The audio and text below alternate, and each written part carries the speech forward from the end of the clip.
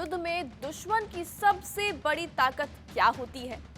मिसाइलें, रडार नहीं, उसका इंजन।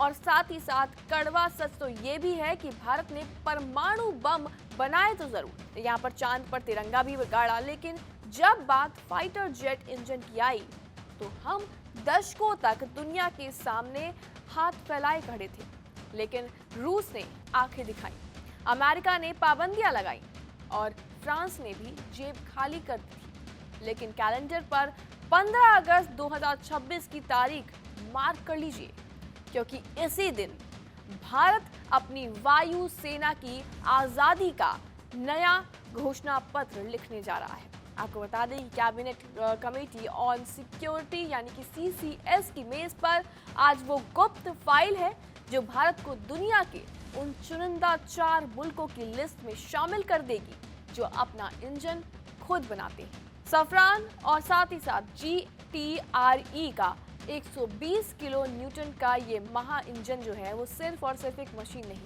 बल्कि ये भारत की संप्रभुता की नई क्रांति है। नमस्कार, आप देख रहे हैं जी न्यूज़ का डिजिटल प्लेटफॉर्म और मैं हूं आपके साथ कनिष्का मिश्रा।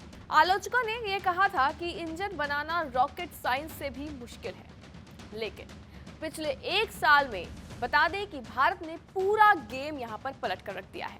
अब हम सिर्फ सरकारी फाइल्स और HAL के ऊपर भरोसा और निर्भर नहीं हैं। साथ ही साथ आपको बता दें कि टाटा, L&T और भारत फोर्स जैसी जो प्राइवेट कंपनियां हैं अब इस रेस में वो भी कूद चुकी हैं।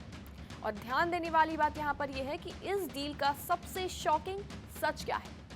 आज तक हमने जो भी विदेशी इंजन लिए उनकी चाबी कभी हमारे पास नहीं थी, लेकिन आज सफरान डील में भारत 100% इंटेलेक्चुअल प्रॉपर्टी यानी कि IP का मालिक होगा।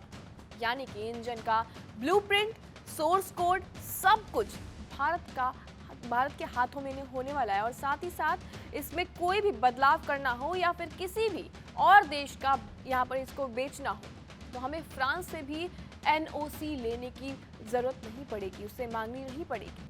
और सबसे खौफनाक टेक्नोलॉजी, उसके बारे में बात कर लेते हैं। Hot section technology. Fighter jet engine के अंदर का तापमान 2100 केल्विन तक पहुंच जाता है, जहां पर लोहे का पानी बन जाता है। और आपको बता दें कि भारत अब वो सिंगल क्रिस्टल टरबाइन ब्लेड्स में बनाने जा रहा है जो इस भयंकर आग में भी चट्टान की तरह खड़े रहेंगे। ये वही आपको बता दें कि टेक है जिसे अमेरिका ने अपनी सबसे करीबी दोस्तों को देने से भी साफ साफ मना कर दिया था। तो अब सवाल ये है कि ये राक्षसी ताकत जाएगी कहाँ? तो बता दें कि ये जो ताकत है वो जाएगी हमारे सपनों के विमान एमका में यानी कि AMC-1 में, और भारत का पहला 5th generation stealth fighter jet, एक ऐसा विमान जो दुश्मन के रडार पर एक मच्छर से ज्यादा कुछ नहीं दिखेगा। आपको बता दें कि सफरान का ये 120 किलो न्यूटन इंजन न सिर्फ बेमिसाल ताकत रखता है, बल्कि साथ ही साथ इसके लो इंफ्रारेड सिग्नेचर्स दुश्मन की गर्मी खोजने वाली मिसाइलों को भी अंधा बना देगा। योजना यहाँ पर बिल्कुल साफ है, मतलब प्लान बिल्कुल साफ है। पहले 9 प्रोटोटाइप बनाए जाएंगे और उसके बाद फिर से अपग्रेड कर 140 किलो न्यूटन तक इसे लिया जाएगा, जो आगे चलकर हमारे 6th जनरेशन विमानों की रीढ़ बनेगा। अब आप यहाँ पर कहेंगे कि हमें इतनी ज़्यादा जल्दी क्यों हो रही है, तो जवाब है क्योंकि सीमा पार चीन बैठा है और चीन के पास J-20 स्टेल्थ फाइटर है, जिसमें से उसका जो 180 किलो वाला न्यूटन वाला WS-15 इंजन लगा है।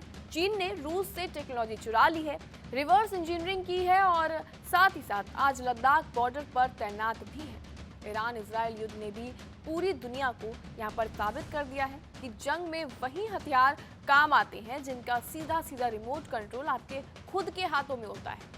कावेरी प्रोजेक्ट की पुरानी नाकामियों से सीखकर अब भारत ने भी रिएक्टिव नहीं बल्कि साथ ही साथ प्रोएक्टिव तरीके से काम करना शुरू कर दिया है। 15 अगस्त 2026 की वो सुबह जब CCS इस फाइल पर दस्तखत करेगी तो फिर वो सिर्फ और सिर्फ एक इंजन को मंजूरी नहीं दे रही होगी, तो भारत के आसमान पर हमारे तिरंगे की आन बान शान की अमर गारंटी रहती होगी।